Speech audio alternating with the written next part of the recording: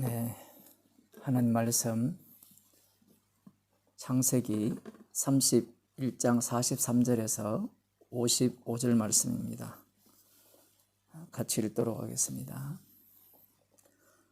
라반이 야곱에게 대답하여 가로되 딸들은 내 딸이요 자식들은 내 자식이요 양떼는 나의 양떼요 네가 보는 것은 다 내 것이라.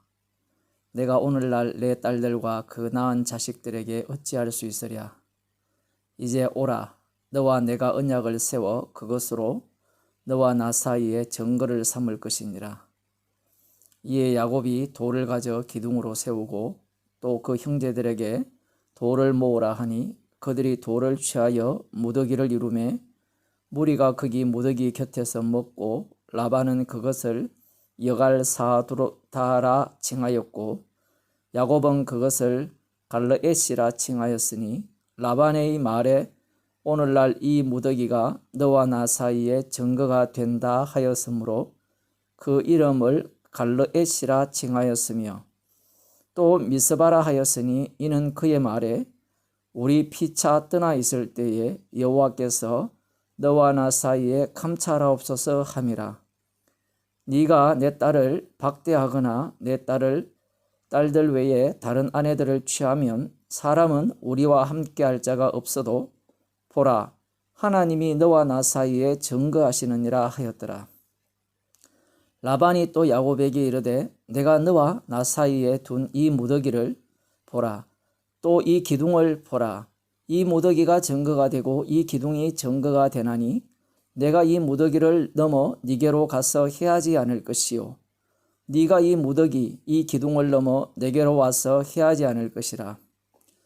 아브라함의 하나님 나홀의 하나님 그들의 조상의 하나님은 우리 사이에 판단하옵소서 하매 야곱이 그 아비 이삭의 경외하는 일을 가리켜 맹세하고 야곱이 또 산에서 제사를 드리고 형제들을 불러 떡을 먹이니 그들이 떡을 먹고 산에서 격려하고 라반이 아침에 일찍 일어나 손자들과 딸들에게 입맞추며 그들에게 축복하고 떠나 고향으로 돌아갔더라.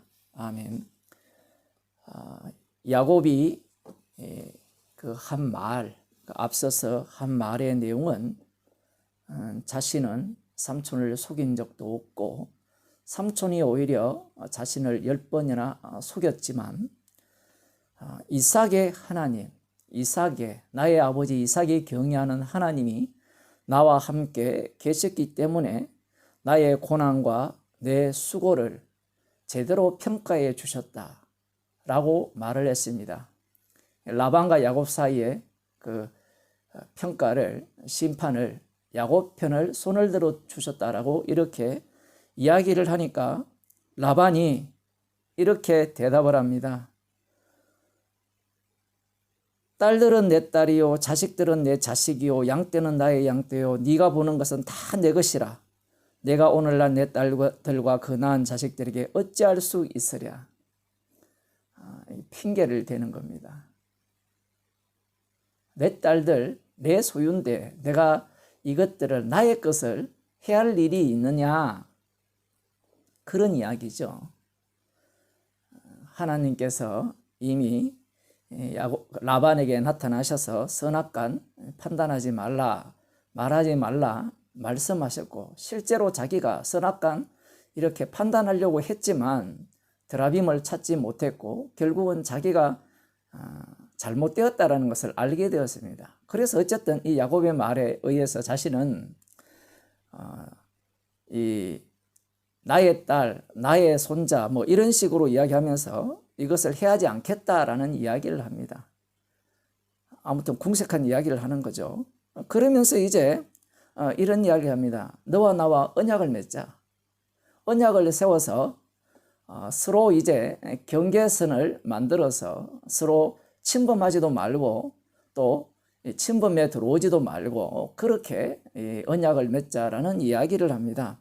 그러면서 이제 돌 기둥도 세우고 돌 무더기도 만들어서 언약을 세웁니다. 그러면서 이제 재미있는 표현이 나와요. 그 돌 무더기를 만들어 놓고 라반은 그 무더기 이름을 여갈사두다라 이렇게 이야기하고 말하고 그렇게 부릅니다. 이 아람어거든요. 아람 방언인데. 그리고 이 야곱은 그것을 갈르엣이라 이렇게 칭합니다. 정거의 무더기라는 말인데 이건 히브리어 방언입니다. 각자의 이름을 이렇게 지어 부르는 거죠. 그 언약을 세운 그 돌무더기를 두고 그렇게 말을 하는 겁니다. 그렇게 이름을 붙이는 이유가 있어요. 그 이유가 이 증거는 확실한 증거니까 나도 경계를 넘어가지 않을 테니까 너도 넘어오지 말라는 이야기예요. 자기 입장에서 내 소유 건드리지 말라는 이런 차원에서 지금 이 증거가 되는 돌무더기를 세워놓고 라반은 아람어 방언으로 이름을 지어 부르고 야곱은 히브리어 방언으로 이름을 지어 부르는 겁니다. 그렇게 한 이후에 이런 이야기를 합니다. 그 49절에 보면 또 미스바라 하였으니 이 미스바라 하였으니라는 이는 그가 그의 말에 우리 피차 떠나 있을 때 여호와께서 너와 나 사이에 감찰하옵소서 함이라. 각자 이제 갈 길로 돌아갔는데 하나님께서 판단을 내달라는 겁니다. 서로 경계선을 넘는 부분에 대해서. 그래서 만일에 야곱이 넘는다면 하나님이 여호와께서 감찰해서 저놈을 심판해 주시고 만일 라반이 넘는다면 이 라반을 심판해 달라는 그런 의미죠. 그러면서 네가 내 딸을 박대하거나 내 딸들 외에 다른 아내들을 취하면 사람은 우리와 함께할 자가 없어도 보라 하나님이 너와 나 사이에 증거하시느니라 하였느니라. 이런 말을 하는 이유가 무엇인가 하면 절대로 내 땅으로 침범이 오지 말라 이 이야기예요. 다른 딸들을 취해서 결혼하지 말라 이 얘기는 내 딸들과만 죽을 때까지 살아라 이런 말이죠. 그러니까 이런 말의 의미는 그곳에서 잘 먹고 잘 살아라. 절대로 이 우리가 세운 이 언약을 세운 이 경계선, 이 돌무더기를 넘어오지 말라는 거죠. 왜 라반이 이런 이야기를 자꾸 하느냐라고 할 때는 라반이 야곱과 함께 하시는 하나님을 목격했기 때문에 그래요. 두려움이 있는 겁니다. 야곱이 빈손으로 왔잖아요. 그럼에도 불구하고 자기가 10번이나 속였음에도 불구하고 거부가 되었단 말이에요. 그러니 앞으로 어떻게 될 것이라는 부분에 대해서 두려움을 갖는 겁니다. 물론 자신도 우상을 섬기고 있거든요. 여호와 하나님을 믿고 있어요. 이 표현이 정말 재밌는 게 오늘 그 뒤에 나오는 내용입니다. 그 50절에 보면 하나님이 너와 나 사이에 증거하시느니라 이야기를 하죠. 이 하나님은 복수로 되어 있어요. 우상들입니다. 이 라반 입장에서는 야곱의 하나님, 여호와 하나님도 그냥 하나의 신일 뿐이고 거기에 덧붙여서 자신이 믿는 드라빔이 되었던 자기가 부르는 여호와가 되었던 이것도 신일 뿐이에요. 그런데 이런 신의 특징이 무엇이냐라고 할 때는 내 소유를 지켜주는 신입니다. 그리고 서로가 언약을 맺었을 때는 그 언약을 깨는 자에게 저주를 내리는 신이죠. 그래서 하나님이 너와 나 사이에 증거하시느니라 이런 말을 하는 겁니다. 그러면서 쭉 넘어가서 이런 이야기합니다. 52절에 이 무더기가 증거가 되고 이 기둥이 증거가 되나니 내가 이 무더기를 넘어 네게로 가서 해하지 않을 것이요 네가 이 기둥을 넘어 내게로 와서 해하지 않을 것이라. 서로가 소유가 많기 때문에 이런 소리를 하는 겁니다. 소유가 없다면 경계를 넘어와도 무슨 상관이 있습니까? 아무것도 없는데. 집에 가져갈 것이 아무것도 없으면 누가 들어와도 문을 활짝 열어놔도 상관이 없죠. 그런데 집 안에 뭔가 가져갈 것이 조금이라도 있다면 문을 꼭꼭 닫아야 되는 겁니다. 경계선을 쳐야 되죠. 이 기둥을 세워서 넘어오지 말고 넘어가지 말자 그런 이야기를 하면서 아브라함의 하나님, 나홀의 하나님, 그들의 조상의 하나님을 이렇게 거론하고 있어요. 우리가 볼 때는 이 한글 성경이 아브라함의 하나님 이렇게 이야기하니까 뭐 아브라함의 하나님, 이삭의 하나님 이렇게 이야기하는 것 같지만 그렇지 않습니다. 여기에 이 하나님이라는 용어들이 모두가 다 복수로 되어 있어요. 그러니까 아브라함의 하나님, 나홀의 하나님. 나홀의 하나님은 없잖아요. 우상 하나님이잖아요. 그러니 지금 이 라반이 이야기하는 것은 그들의 조상의 하나님들, 조상신들이시여 이제 설날이 다 돼가지고 조상신들한테 절 못해가지고 지금 안달난 사람이 한둘이 아니잖아요. 식구들이 다 모여가지고 제사 지내서 복 받아야 되는데 뭐 그런 식입니다. 모든 신들을 다 동원해서 아브라함의 하나님들이 되었던 신들이 되었던 라홀의 신들이 되었던 그들의 조상들의 신들이 되었던 뭐 자기 혈족이잖아요. 신들이 너무 많았던 모양입니다. 드라빔도 자기들 신들 중에 하나니까 그들의 신들이 우리 사이에 판단하옵소서 이런 이야기를 하죠. 협박하는 겁니다. 왜냐하면 지금 라반이 좀 불안하거든요. 야곱을 볼 때. 그래서 이런 식으로 이야기를 함으로써 야곱, 너 절대로 이 돌무더기 경계선을 넘어오지 말라. 침범하지 말라. 내 소유를 뺏으려 하지 말라. 이런 이야기를 하는 겁니다. 사실은 라반이 야곱의 소유를 다 뺏기 위해서 따라왔거든요. 그런데 이 이삭의 하나님께서 나타나셔서 야곱의 아버지 이삭의 하나님이 나타나셔서 선악과 말하지 말라 하셨기 때문에 그 두려움에서 뺏지는 못하는 겁니다. 오히려 자기가 뺏길까 이제 두려운 거죠. 그러자 야곱이 그 아비 이삭의 경외하는 이를 가리켜 맹세합니다. 여기에 표현이 재밌죠. 이삭의 경외하는 이삭의 경외하는 이라는 이 단어는 경외하다라는 말을 다르게 표현하면 두려워하는 신이에요. 아버지 이삭이 이 하나님을 어디에서 두려워했는지 아마 자신이 축복을 내릴 때 그 아들, 자기가 원하는 아들 에서에게 축복을 내려야 되는데 야곱에게 내린 이후에 자기가 이 야곱에게 내렸다는 사실을 알고 두렵고 떨었다, 심히 떨었다라는 표현을 하고 있거든요. 어쩌면 야곱이 그걸 기억할지도 모르겠습니다. 여기에서 이삭의 경외하는 이를 가리키라고 말함으로 말미암아 이 이삭이 두려워하는 신, 이삭이 두려워하는 신은 누가 두려워하느냐라고 하면 야곱이 두려워하는 것이 아니라 라반이 두려워하는 거예요. 왜냐하면 아버지 이삭이 경외하는 신, 두려워하는 신은 누구 편입니까? 야곱과 함께하는 편이기 때문에 야곱은 두려워할 이유가 없습니다. 그러니 라반에게 겁을 주는 거죠. 그러면서 삼촌 넘어오지 마세요. 이 아버지 이 이삭의 두려워하는 신이 가만두지 않을 겁니다. 라는 이야기를 하는 겁니다. 그러면서 야곱은 하나님께서 자기 편이 되셔서 자기가 함께하게 되셔서 자기는 이 소유를 지킬 수 있다라고 생각을 하는 겁니다. 누가복음 12장을 한번 보겠습니다. 누가복음 12장 13절에 보면 이런 말씀이 나옵니다. 무리 중에 한 사람이 이르되 선생님 내 형을 명하여 유업을 나와 나누게 하소서 하니, 이 사람이 예수님께 와서 무엇을 요청하는가 하면 형을 명하여 유업을 나와 나누게 하소서 이렇게 말하는 겁니다. 이렇게 말을 할 때 이 사람이 오늘 본문 창세기 31장 이 내용을 알지 못하는 사람이 아니에요.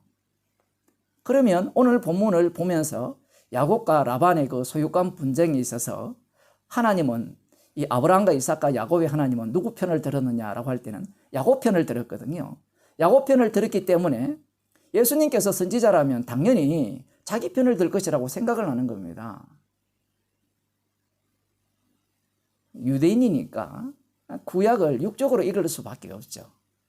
야곱도 그런 생각을 하는 겁니다. 하나님은 내 편이 되어서 내 소유를 많게 하실 분, 그 축복하신다고 하셨다니까 그 축복의 개념을 그런 식으로 이해를 하는 겁니다.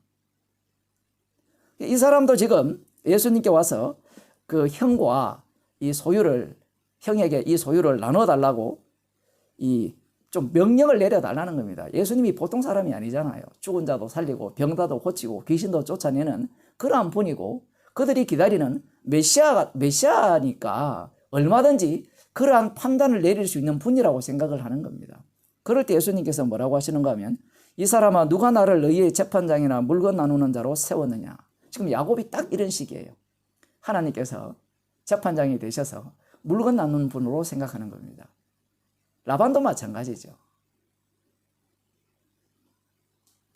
오늘날 사람들이 예수님을 믿는 이유가 물건 나눠달라고 예수를 믿죠.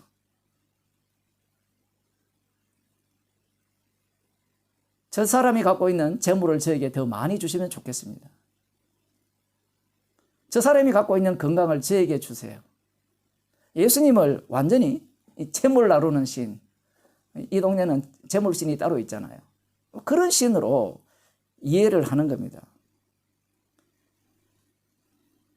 그래서 예수님께서 저희에게 이르시되 상가 모든 탐심을 물리치라. 사람의 생명이 그 소유에 넉넉한 데 있지 아니하니라. 이 사람이 예수님께 요구한 이것이 결국은 예수님을 살해합니다. 왜 유대인들이 메시아를 기다립니까? 공평한 심판을 내달라는 거죠. 저 이방인들을 주님께서 심판하시고 자기들은 그들이 가진 것들을 다 뺏어서 약속대로 축복해 달라는 거죠. 그런데 예수님께서 그들을 향해서 너희 아비는 마귀라고 말씀하셨거든요. 자기들 편이 되지 않는 겁니다. 그러니 예수님을 살해할 수밖에 없는 거예요. 예수님과 함께 죽임을 당하지 않는 자는, 함께 십자가에 못 박혀 죽지 않는 자는 예수님을 이 재산 주시는 분, 재물 주시는 분으로 이해할 수밖에 없습니다. 그러면 우리는 오늘을 살면서 야곱 같은 그 소유의 경계를 따지면서 이것은 내 것, 저것은 네 것, 이런 소리 하지 않습니까? 이런 소리 하면 살아요. 하면 사는데, 그렇게 하면 살면서 성도는 이미 죽었고 그 죽은 자로서 십자가를 자랑하는 자로서 소유권을 주장하며 경계를 내세운다는 겁니다. 기도하겠습니다. 하나님 아버지, 십자가의 영을 받지 못했기에 나의 것을 주장하고 경계선을 치며 주님으로부터 내 것으로 판단해달라고, 나의 편이 되어달라고 요청하는 그들이 예수님을 십자가에 못 박아 죽였습니다. 우리의 인생도 그들과 전혀 다르지 않음에도 불구하고 십자가의 피를 정극케 하기 위해서 용서하신 은혜를 우리 속에 부어주셔서 날마다 우리들을 소유가 있는 곳에, 경계가 있는 곳에 머물게 하시면서 죄의 깊이를 드러내시고 용서하신 그 은혜를 자랑케 하심을 저희들이 늘 알아가게 하시고 감사하는 인생이 되게 하옵소서. 예수님 이름으로 기도드리옵나이다. 아멘.